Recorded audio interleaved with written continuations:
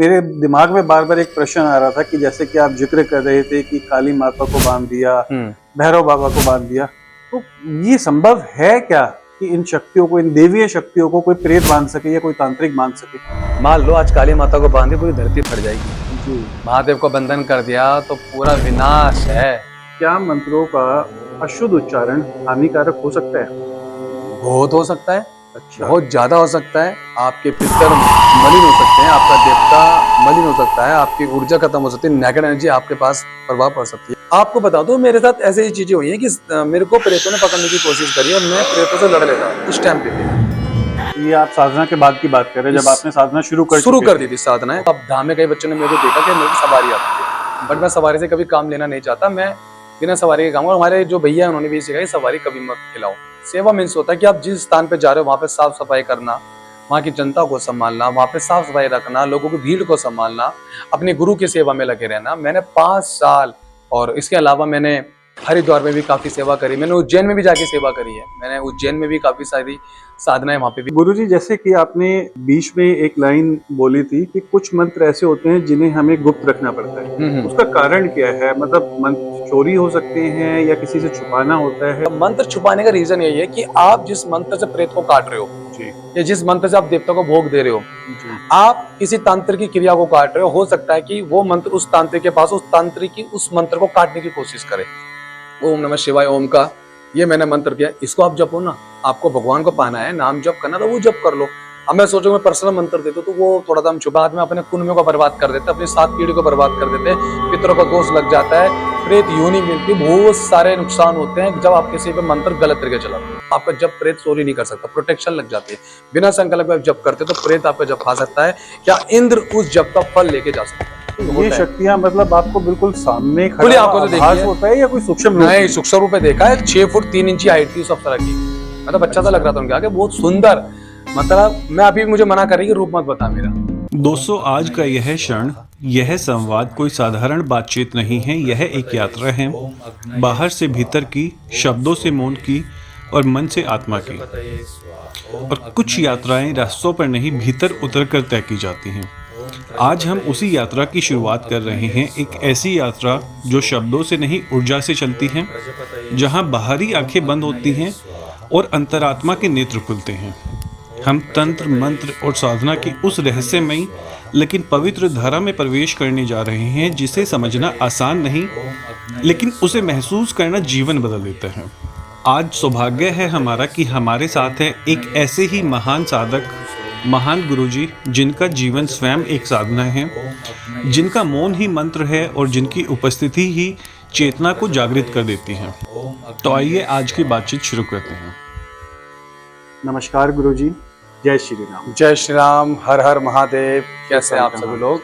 बिल्कुल ठीक है। आशा करते हैं आप सभी लोग बड़े स्वस्थ होंगे, खुश होंगे। और आज आपके बहुत तीखे सवाल हैं और उनका मैं जवाब देने के लिए बैठा हूँ, क्योंकि आपने बोला था कि गुरुजी कुछ ऐसी चीजें जो बातें हैं जो कि मैं धाम में, आपको पता है कि मैं अपने धाम के अंदर सब लोगों से शेयर करना चाहता था बातें, मगर आपने बोला कि भैया एक वीडियो प्रॉपर बनाए तो ज्यादा बेटर रहेगा। ये बात है ना जी? तो आज जो आपके कुछ सवाल है वो सवाल करेंगे, और आज मैं आपको बताने वाला हूँ कि मैंने किस किस की भक्ति करी, कैसे सेवा करी है, और कैसे मैंने शिव काल का धाम में तंत्र काट रहे हैं, हम कैसे लोगों का भला कर रहे हैं जी, और कैसे साधना करनी चाहिए, क्या बिना गुरु के करनी चाहिए। बहुत सारे ऐसे सवाल है, और मैंने कहाँ साधनाएं करी हैं, मेरे कौन कौन गुरु रहे हैं, किन के साथ में रहा हूँ, कहाँ मैंने सेवा करी है, बहुत सारी बातें करने वाला हूँ।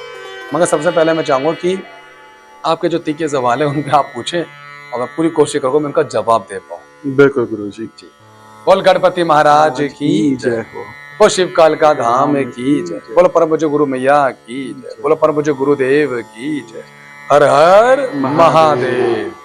पूछो लिया गुरुजी, सबसे पहले तो मैं आपसे ये पूछना चाहूंगा कि आपने अपनी पहली साधना किस देवी या देवता से आरंभ की और क्यों? उस समय आपकी मानसिक, सामाजिक और पारिवारिक स्थिति क्या थी जिसने आपको इस राह पर चलने को प्रेरित किया? देखिए, मैं अपने कई पॉडकास्ट में बता चुका हूँ कि हमारे खानदान में, यानी हमारे पिताजी की तरफ से काफी लंबे समय से और पीढ़ी तो पीढ़ी गद्दी का सिस्टम, यानी कि सेवा करते आए हैं। हमारे दादा परदादा जी लोगों की सेवा करते आए हैं, और उन पे भी काफ़ी अच्छी सिद्धियाँ थी। मेरे पिताजी खुद एक भक्ति पूजा पाठ वाले थे जी। और उनके साथ रह के अपने घर के अंदर माता के साथ रह के सेवा कर करके मैं उनको देख देख के मुझे भी ऐसा लगा कि भाई मुझे भी सेवा करनी चाहिए। और मैं आपको बता दूं कि हर इंसान को भगवान की भक्ति करनी चाहिए। जी। मैं इस लाइन में यानी कि जो ये साधना लाइन है, ये जिसमें आज की डेट में मैं ये काम कर रहा हूँ, लोगों को आपको पता है कि शिवकाल का धाम में ऐसा कोई तंत्र नहीं जो नाम काट करते हो। जी। इसमें आने का मकसद ये है कि एक तो हमारे जो दादा परदादा रहे उनकी सिद्धियां हमारे साथ रही हैं और उन्होंने मुझे कहीं ना कहीं इस काम के अंदर डाला है कि लोगों को भला करो, क्योंकि विरासत में मुझे मिली हुई है। मैंने हर पॉडकास्ट में बोला कि मेरी इतनी उम्र नहीं जितनी मेरे पे सिद्धियां हो रखी हैं आज की डेट में जी। लोगों के भला करने के लिए। और मैंने साधनाएं करी हैं, थोड़ी दिक्कत मेरे साथ भी रही है। ऐसी बात नहीं है कि मैं कह दूं कि मेरे पे कभी कोई दिक्कत ही नहीं आई है, या मैं ऐसा कहता हूँ कि कभी मुझे प्रेतों ने नहीं पकड़ा, या मैं ऐसा कहता हूँ कि मुझे कभी कुछ हुआ ही नहीं था। तो ये तो झूठ होगा। सच बोलना चाहता हूँ और सच्चाई का साथ देना चाहता हूँ और हमेशा साथ बोलना चाहूंगा कि हाँ, मैं अपना, जैसे आपको पता है कि मेरे और भी बिजनेस है, मैं बिजनेस के अंदर बड़ा लॉस हो रहा है। आज बहुत सारे लोग ऐसे हैं जिनको ना बिजनेस के अंदर बड़ा लॉस हो रहा है, काम धंधा नहीं चल रहा, लोगों को बड़ी दिक्कतें रही हैं। ऐसे में क्या करोगे आप? ऐसे में बिजनेस नहीं चल रहा है, करने के तंत्र क्रिया या फिर कोई नेगेटिव एनर्जी की वजह से आपके नुकसान होते हैं।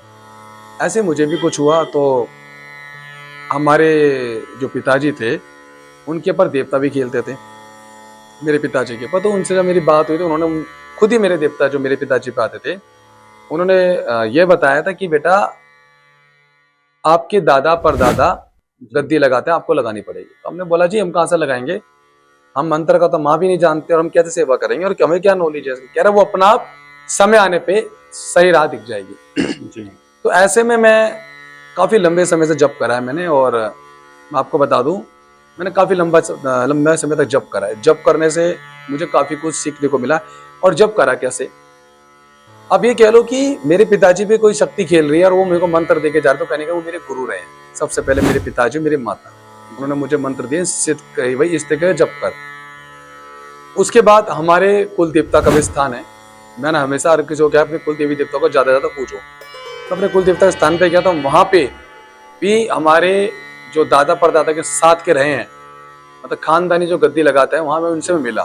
तब उन्होंने एक बात बताई थी कि बेटा आपके दादा और परदादा यहाँ पे सेवा करते थे, आपको भी करनी पड़ेगी। तो फिर मैं करूंगा कैसे जी, मुझे तो कुछ पता ही नहीं इसके बारे में। तो मुझे अपने जो कुल देवता का स्थान है, मुझे वहां से भी कुछ मंत्र मिले। तो मैंने उन मंत्रों को भी सिद्ध कर, जो कि मंत्र मैं बता नहीं सकता, वो थोड़ा सा मुझे गुप्त रखने पड़ते हैं।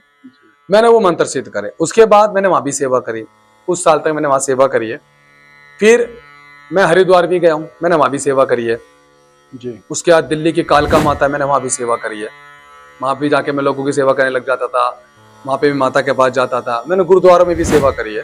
अच्छा। अब बात आती है कि सेवा और मंत्र जाप में कितना डिफरेंट है। मैं आपको एक बात बताऊं, काफी लंबे समय तक हमारी चीजें थोड़ी चलती रही, मगर ना एक होता है कि भाई अब मेरे को ऊर्जा थी।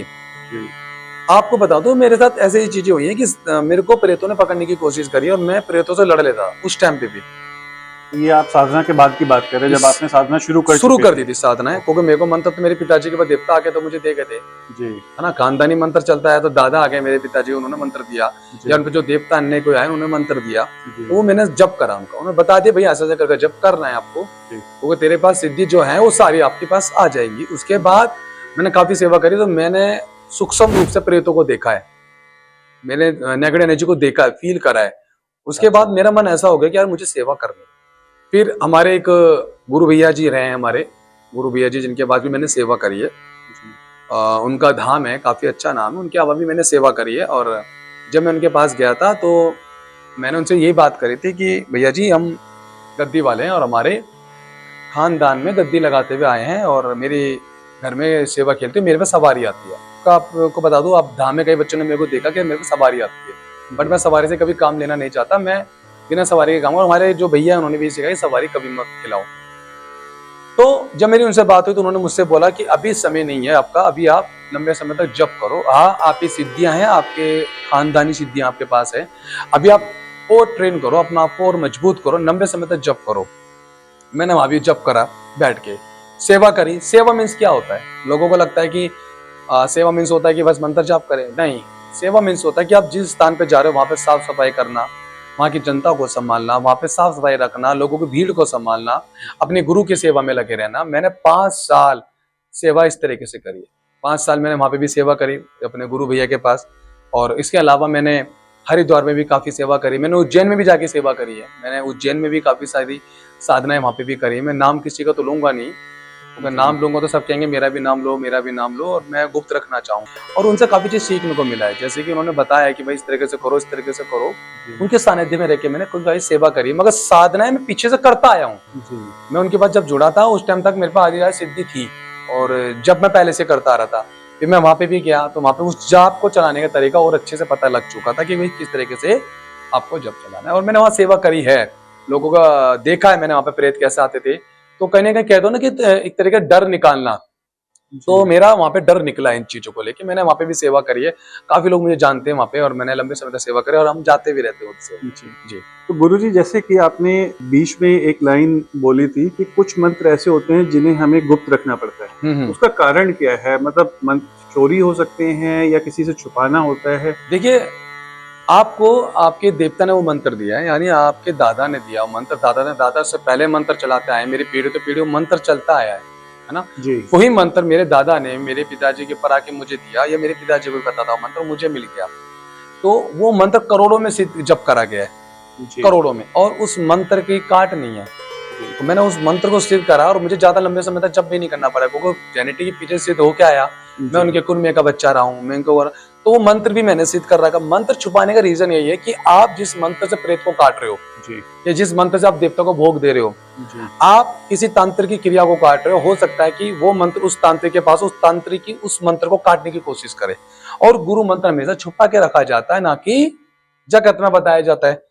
तो गुरु मंत्र कभी भी नहीं बताना चाहिए, और ये पीछे तो चलता आया और मैं वही चीजें कर रहा हूँ, तो मैं गुरु मंत्र कभी बताता ही नहीं हूँ। और हम जिस बच्चे को भी ट्रेन करते हैं तो हम उनको भी ऐसा मंत्र देते हैं कि हम किसी को बताए ना, तो मैं वही मंत्र बच्चों को देता हूँ जो मैंने लाखों करोड़ तो जपा है, तो वही मंत्र थे। हमेशा मंत्र को छुपा के रखो, मंत्र की एनर्जी किसी को पता ना चले। लेकिन गुरुजी, इसी बात में ही मेरे मन में एक और क्वेश्चन उठ रहा है। जैसे कि हम हमेशा से सुनते आए हैं कि किसी भी मंत्र का जितना ज्यादा हम उच्चारण करेंगे, जितना ज्यादा हम उसे जपेंगे, उसकी शक्ति और बढ़ेगी। अगर हम अपना मंत्र जो हम जिसका हम जाप कर रहे हैं, अगर वो हम बाकी सब लोगों को भी बताते हैं, मंत्र वो हमारा है, चाहे उसका उच्चारण कोई भी करे, शक्ति तो हमारे मंत्र की ही बढ़ रही है, लेकिन फिर भी हमें छुपाना पड़ रहा है। ऐसा क्यों? अब ऐसा होता है कि कुछ मंत्र अगर कभी भी कोई भी गुरु होगा ना, पहले तो पर्सनल मंत्र किसी को देगा। अच्छा। हाँ, कुछ चीजें ऐसी होती है हमें छुपाना पड़ता है। मैंने बताया कि हमें क्या गारंटी कि जो बच्चा हमारे साथ जुड़ा हुआ है जी, उस मंत्र का सही यूज करेगा। जी, हो सकता है उस मंत्र से, मंत्र क्या है, भगवान आपके अधीन हो जाता है मंत्र से। आप अच्छे काम करा लो, गलत काम करा लो, पहले तो मैं उसको परखूंगा ना कितना समय तक है। गुरु मंत्र ऐसे कैसे दे दें हम किसी को, और हमने दे दिया है, क्या गारंटी कि वो बच्चा उस मंत्र को अच्छे में यूज करेगा। हो सकता है उस मंत्र के जरिए किसी पे गलत तरीके से उस पर क्रिया कर दे, या उस मंत्र के माध्यम से पैसा कमाने लग जाए। तो इसलिए हम मंत्र को छुपाते हैं, क्योंकि वो मंत्र मैंने सिद्ध करा है। हाँ, मैंने कुछ मंत्र ऐसे सिद्ध कर रखे हैं जिनसे मैंने काम लिया, वो मंत्र मैं बच्चों को दे देता हूँ। जैसे मैंने कई मंत्र दिए अपने पॉडकास्ट में दिए मैंने मंत्र, ओम हन हन हनुमते नमः ओम, और भी बहुत सारे मंत्र हैं ऐसे। तो एक ओम नमः शिवाय ओम का ये मैंने मंत्र किया, इसको आप जपो ना, आपको भगवान को पाना है, नाम जप करना तो वो जप कर लो। अब मैं सोचूं मैं पर्सनल मंत्र दे दूं तो वो थोड़ा सा हम छुपाते। गुरु क्या जो मंत्र है वो कहते हैं मेरे दादा परदाताओं ने वो मंत्र बनाया, और मैं कैसे एकदम से दे दूं किसी पे। हो सकता है मैं अपने बच्चों को भी ना दूं, पहले मैं अपने देखूंगा तो मेरा बच्चा किस लायक है।